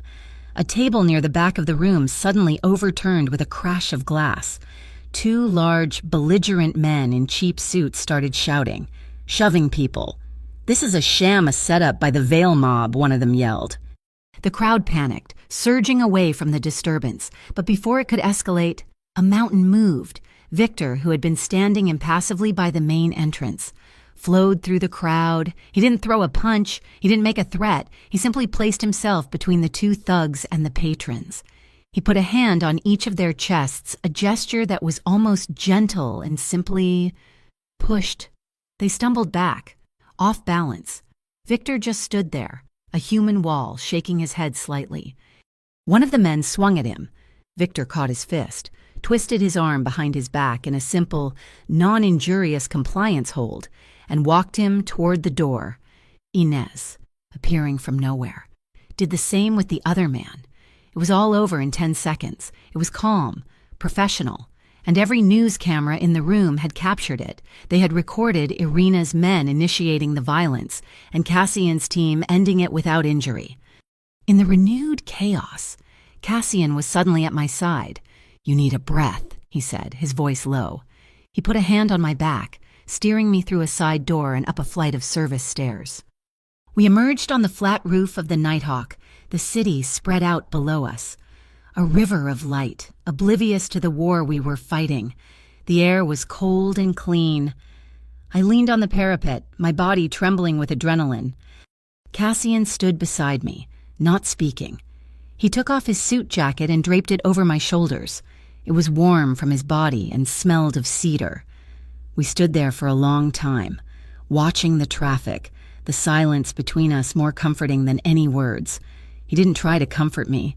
He just shared the moment, letting me find my own center. He was letting me be strong. Finally, I turned to him. Did it work? "It's the first move in a new game," when he said, "We'll see." When we came back downstairs, the reporters were buzzing, but the patrons were being calmly escorted out. The show was over, and in the middle of the room, 2 uniformed officers from the Harbor Precinct were talking to a pale, sweating Lyle Drummond, who we had invited as a community stakeholder. One of the officers handed him a piece of paper, a subpoena. Lyle looked like he was going to collapse. He stumbled away from the police, pulling out his phone, and made a frantic dash for the men's restroom. Hannah, the owner of the Lumen Tea House, was standing near the coat check. She looked at me and gave a small, almost imperceptible nod. She had come to support the girl who stood up to the bullies, as she'd put it. Her phone was in her hand. Later, she would tell us that she had gone to the restroom herself, and her phone, which she used to record supply orders as voice memos, had been recording. She had stood in the doorway and captured Lyle's entire, panicked, one-sided conversation through the thin door of the stall. "Oh, no, Mr. Dax, I didn't say anything. I swear, they just showed up. The cops, they're here. They have a subpoena for me for the hearing. What do I do?" "You have to tell me what to do. Your emergency plan. You said there was a plan if things went south at the hearing." It was the final piece, the golden key, a direct link, on tape, from Lyle to Roman Dax, referencing a pre-planned conspiracy. The last of the reporters were filing out. The staff was quietly cleaning up the debris. The battle was over, for now. Cashin walked me to the main door. The street was quiet again. "You were incredible tonight, Mara," he said, his voice soft. I just looked at him, too exhausted to speak. He looked down at me, his gaze asking a silent question. I gave a small nod. He leaned in and gave me a kiss. It wasn't the searing, exploratory kiss from the loft. It was short and warm and certain. It was a promise. The next morning, the lead story on every channel was not about the Vale Syndicate. It was about Roman Dax, the fake BTI, and the mayor's office. And at the bottom of the screen, a breaking news chyron was scrolling across in response to new evidence. The Bay District Court has scheduled an emergency public hearing at Longshore Hall. All parties, including Roman Dax, have been compelled to attend. The morning of the hearing, the city felt like it was holding its breath. We moved not as a car, but as a procession. An armored SUV for me, Mimosa and Inez, a lead car with Victor, and a tail car, a small, dark bubble of Vale security against the entire city. "They know we're coming," Mimosa said, checking the buckles on her briefcase as if she were checking a parachute. "They will not make this easy." We were crossing the Halstead Bridge, the water of the Grey Bridge River a flat, metallic gray below us. When I heard it, not a gunshot, not a siren, a high-pitched electronic whine, like a furious insect, growing louder. "Victor!" Cashin's voice crackled over the internal comms, sharp and urgent. 11 o'clock. Hi, it's not police." I looked up, out the reinforced window. A black shape, a high-spec quad-rotor drone, was descending from the bridge's superstructure. It wasn't a camera. It was angled in a steep, aggressive dive. Its target unmistakable, our car. I didn't even have time to scream. "Hard target," Victor yelled. A thwump sound, like a compressed air cannon, fired from the roof of Victor's lead car. A small canister shot into the air, exploding in a bloom of high-tensile mesh. The weighted net unfurled, colliding with the drone 20 feet above our windshield. The drone jerked, its rotors hopelessly tangled. It tumbled, powerless, crashing onto the empty sidewalk, where it sparked violently and went still. No explosion. The convoy screeched to a halt. Victor was out of his car in a second, weapon at the ready, approaching the wreckage. He kicked it once. "It's clear," he called, his voice tight with adrenaline. "It's not an explosive payload. It's a component. It looks 3D printed." We didn't go to the hearing. Not yet. We rerouted to a secure garage under one of Cassian's properties. Ezra was waiting, his face grim. Victor placed the tangled drone and the component he'd retrieved from its chassis on a steel table. Ezra examined it. "This gimbal mount," Ezra said, turning the piece of scorched plastic in his fingers. "It's proprietary. Signature design. I've only seen it in one place." He plugged a drive into his laptop. Kestrel Dynamics. A schematic flashed onto a portable screen. It was a perfect match. "Dax's pet project," Cassian said, his voice a low growl. his robotic shell company. The ledger showed he was diverting city reconstruction funds into it. "The hearing starts in less than 2 hours," Mimosa said, looking at Cassian. "This attack was a desperate, last-minute move. They must be moving something, securing their final pieces." "It's the last link, Cassian," I said, my voice finding a new, hard edge. "Dax, the fake BTI, the mayor. Kestrel is the tech, it's the how. We have to go." "It's a fortress," Inez warned. "After this failure, they'll be on high alert, waiting for a ground assault." I looked at the map Ezra had pulled up. The Kestrel building was a block of glass and steel in the old factory district. The elevated train line ran past its 3rd floor. "They'll be watching the street," I said. "They won't be watching the sky." I pointed to the tracks. "The platform is 2 blocks back. We can walk the maintenance line and get roof access. They'll never see us coming." Cassian looked at me, a flicker of pride in his dark eyes. "Good. The plan splits. Inez, you're with Mara. You're the ghosts. Get in. Get the proof. Get out. Victor and I will take the service tunnels. We'll disable internal security from the central node and meet you in the 3rd floor lab. Move." The wind on the elevated maintenance catwalk was a physical force, trying to peel me from the narrow beam. The roar of a passing train was deafening, a rush of steel and noise that vibrated in my bones. Inez was a machine, moving with a fluid, fearless grace. I just focused on her boots, planting my feet where she planted hers, my backpack with the ledger and the locket feeling impossibly heavy. We made it to the roof. Inez bypassed the alarm with a small device, and we dropped into a dark, echoing ventilation shaft, landing silently in a 3rd-floor utility closet. We emerged into the heart of the beast. The lab was sterile, white, and humming with a quiet, menacing energy. Drones in various stages of assembly lined the walls. And on a massive whiteboard, dominating the far wall, was the entire plan. It was a flowchart, Project BTI Integration Phase 2. It detailed in cold corporate language the plan to use Kestrel drones for crowd suppression and asset containment at Armitage Pier. It was the blueprint for a corporate state, funded by the mayor and enforced by Dax. My eyes went to the bottom.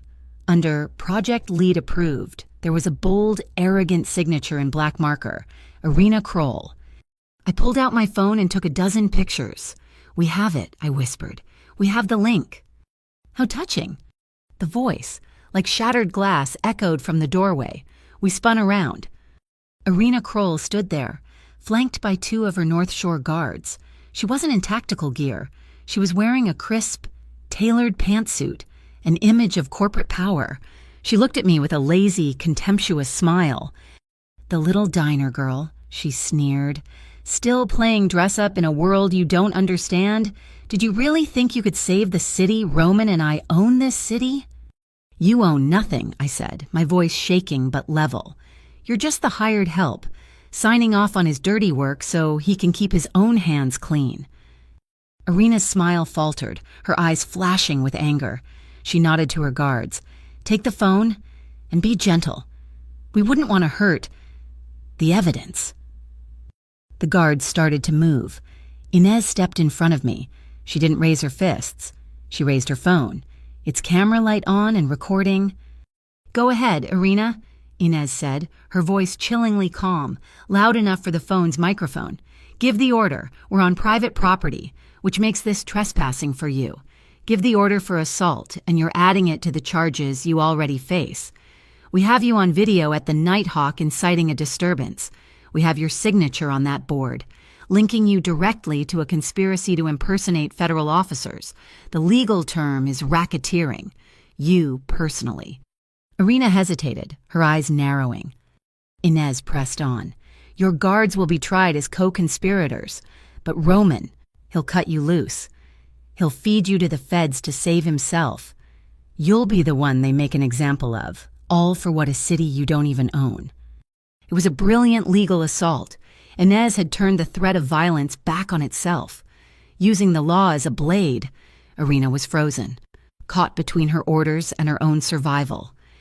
That's when I saw it, on the wall behind Irina's desk, partially hidden by a framed schematic, was a small, ornate metal plate. It was older than the rest of the lab, a relic from the original building, and in its center, a hexagonal indent. My hand went to the locket.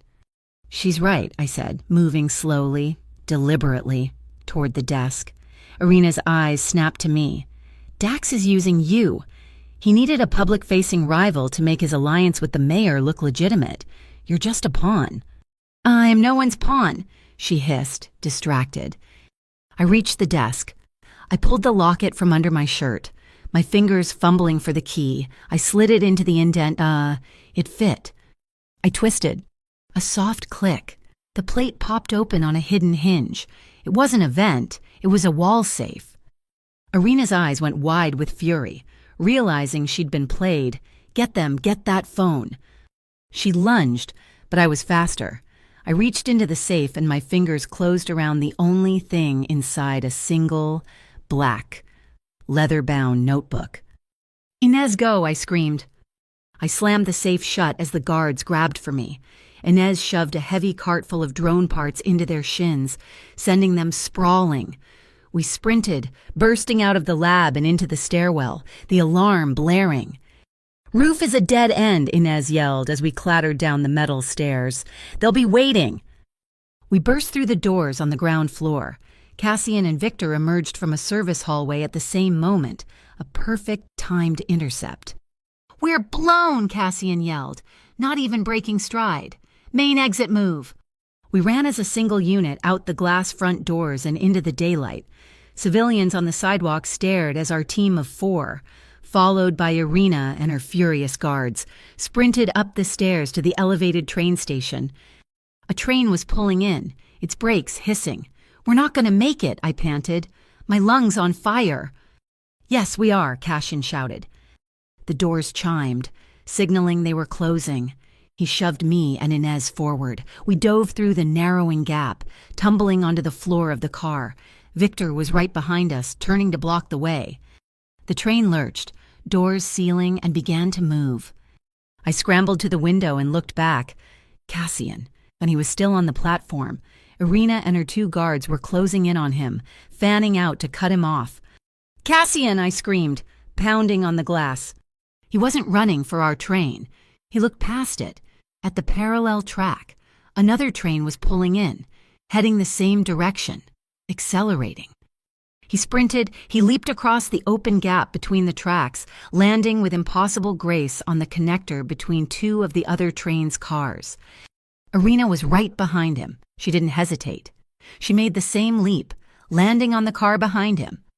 I watched, my heart in my throat, as the 2 trains ran parallel.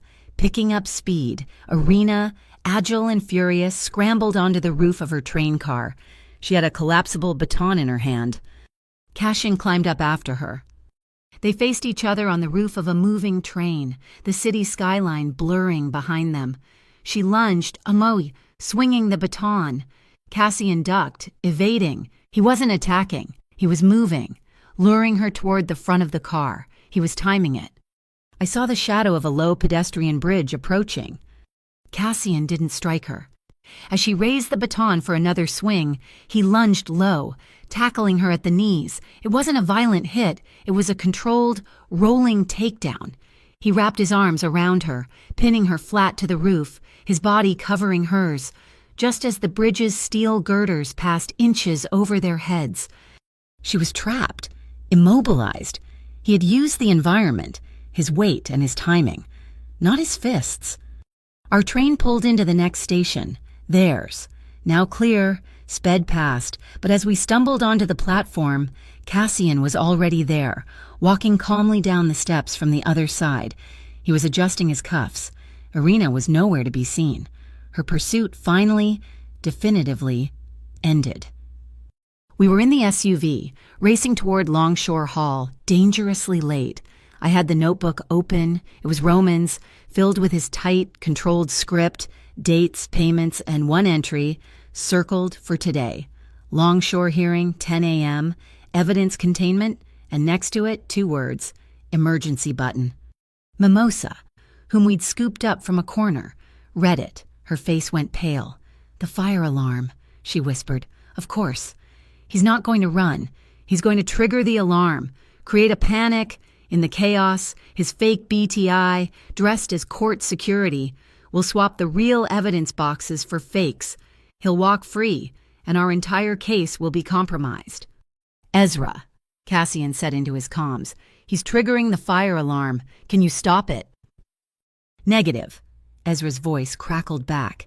"It's a hardwired system. I can't stop it from ringing, but Tiwani, I think I can reroute what it triggers. Stand by."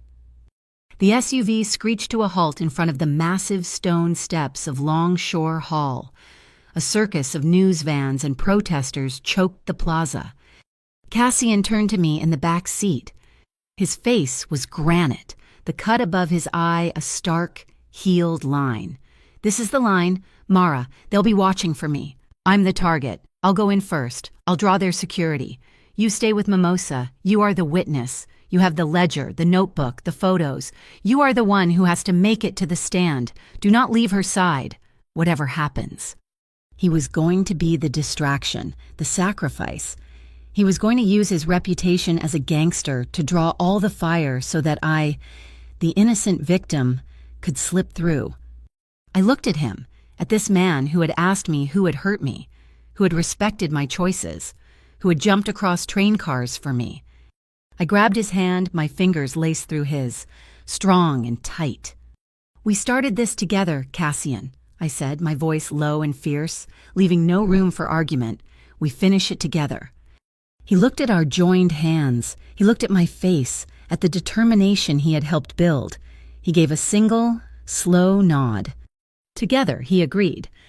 We stepped out of the car and into the storm. We pushed through the plaza. The roar of the crowd was a physical thing, a wave of noise that crashed against the stone steps of Longshore Hall. Dax for Greybridge, justice for the harbor, Vale Mafia out. The air was thick with contradictory anger. Victor and Inez formed a tight diamond around me, Cassian and Mimosa, moving with a fluid, unified purpose.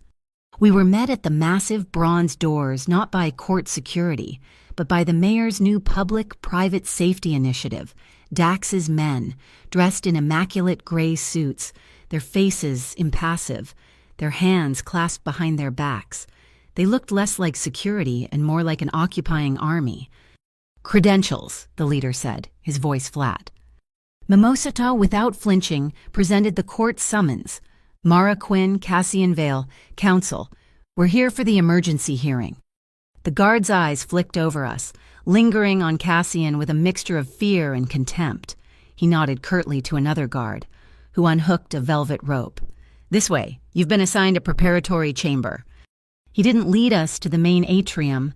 He led us down a side corridor, away from the press, to a small, oak-paneled room that smelled of old books and lemon polish. It was a holding cell dressed in mahogany. The heavy door clicked shut behind us, leaving me, Cassian, Inez, and Mimosa in the suffocating, antique silence. Inez immediately moved to the single tall window, checking the sightlines to the plaza below. Mimosa snapped open her briefcase on the heavy oak table, her own form of battle prep. "They're trying to isolate us," she said, her voice sharp. "Keep us off balance before we even enter the hall. Don't let them." Cassian said nothing. He walked past the table, shedding the tailored suit jacket he had worn as armor for the cameras. He tossed it onto a vacant chair, revealing the crisp, white shirt beneath. The tension of the morning, the drone attack, the raid on Kestrel, the train-top confrontation was a visible, vibrating thing coiled in his shoulders. He stood with his back to me, facing the window. He unbuttoned his cuffs, slowly, deliberately. He began to roll up his sleeves, first the right, then the left. Each fold was a precise, controlled movement, as if he were locking something away or unlocking something else. His forearms were bared, strong and etched with veins, and he braced his hands on the dark, polished wood of the windowsill. He was containing the storm inside him. That image, the raw strength held in check by the simple act of rolling his cuffs, steadied my racing heart and, in the same breath, made it ache. Mimosa and Inez were murmuring in the corner, a low-voiced strategy session. I tuned them out. I walked over to Cassian, stopping just behind him. I could see the faint pink line of the cut from the pier above his eyebrow, but my eyes were drawn lower.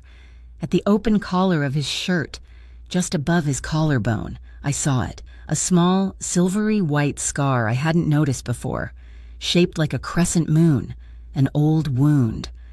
I don't know why I did it. I didn't think. My hand, which had been trembling, lifted. I reached out and my fingertips, tentative and light, brushed against the raised, smooth skin of the scar. He went rigid, a sharp intake of breath, a flinch so subtle it was more a tensing of muscle than a movement. He turned his head, his dark eyes finding mine. He was so close, I could see the confusion in his gaze, warring with something deeper, softer. His gaze dropped to my hand, still resting on his collarbone, and then returned to my face. He didn't pull away. Instead, he slowly covered my hand with his own. His skin was warm, his grip firm, swallowing my fingers. "Mara," he breathed. His voice was a low, rough vibration, meant for me alone. He turned his entire body to face me, our hips almost touching. My hand still trapped between his and his chest. He raised his other hand, the one that wasn't holding mine, but he stopped, just as he had in the loft. His fingers hovered an inch from my cheek. "May I?" he whispered. It was the same question, the same respect, but this time it held the weight of everything we had been through. The chase, the fight, the shared danger. I couldn't find my voice. I just leaned in, closing that last, agonizing inch, and rested my forehead against his chest, right over his heart. It was hammering, a frantic, powerful rhythm that echoed the one in my own chest. I shut my eyes, breathing in his scent. It wasn't the smoke or the rain of the alley. It was clean starch, the sharp, warm scent of cedar, and a faint, lingering trace of bitter orange. It was the scent of Cassian, the man, not the myth. His arms came around me, pulling me in. One hand splayed flat across the small of my back, the other cradling the back of my head, his fingers tangling in my hair. It wasn't a desperate grasp. It was an anchor in a raging sea. He held me for a long, silent moment, as if he were memorizing the feel of me, as if he were the one being saved. He tilted my chin up with his thumb. His eyes, dark and turbulent, searched mine. They were full of a raw, unguarded emotion I had never seen in anyone. And then he kissed me. It wasn't like the first, hesitant kiss in the loft or the brief, certain promise at the club. This was a statement. It was deep and slow and desperate. A starving man's first meal, a drowning man's last breath. It was all the fear of the morning, all the adrenaline of the chase, all the tension of the coming fight, poured into a single, searing moment of absolute contact. His lips were firm and sure, moving over mine with a knowledge that made my knees buckle. It wasn't frantic, but it was total. My hands, which had been at my sides, came up to clutch the front of his shirt, holding on as the world spun away. It was a kiss that said, "You are here, and I am here, and God help anyone who tries to change that." It went on, a pocket of silence in the heart of the storm, blocking out the sound of the ticking clock, the muffled shouts from the plaza, the entire world. He broke the kiss, but he didn't let me go. He pressed his forehead against mine, his breath ragged, matching my own. His eyes were closed, his expression almost pained. "Mara," he whispered, his voice rough, cracking with an emotion he'd held back for so long. If this goes wrong, I need you to know." He pulled back just enough to force his eyes open, to lock his gaze with mine. "This isn't about my father," he said, his voice raw. "It's not about a debt, the locket, the promise from my family to yours. That's how we met. It is not why I'm standing in this room."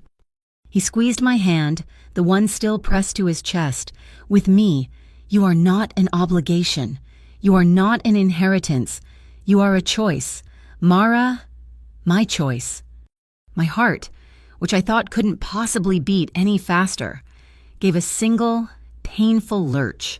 He had given me the one thing I had craved my entire life, the one thing I had told him I wanted, standing in that loft, the power of selection, and he had just handed it back to me. "Then I'm making mine," I whispered back, my voice thick but fierce. "I choose this. I choose to be here. I choose to stay, Cassian. Even when you try to push me into the safe car, even when you try to take the bullet, I am not leaving your side." I tightened my grip on his shirt. That is my choice. A sharp official rap on the door shattered the moment. "5 minutes!" a bailiff's voice called out, muffled by the thick wood. "All parties to the hall." We pulled apart, but slowly, reluctantly. The world, with all its noise and all its dangers, rushed back in. Cassian's expression hardened, the granite returning, but his eyes, when they looked at me, held a new, burning light. He gave me one last, long look, a promise of later. He smoothed his shirt and, with a few quick, angry movements, rolled his sleeves back down. The boss, the defender, was back in place. We opened the door.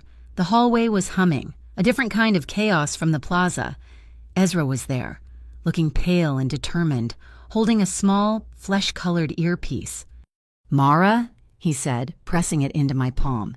"This is a secure comm, linked only to me. I'm in the audio-visual booth. When Roman hits that alarm, and he will, I'm rerouting the signal from the fire bells to the main sound system.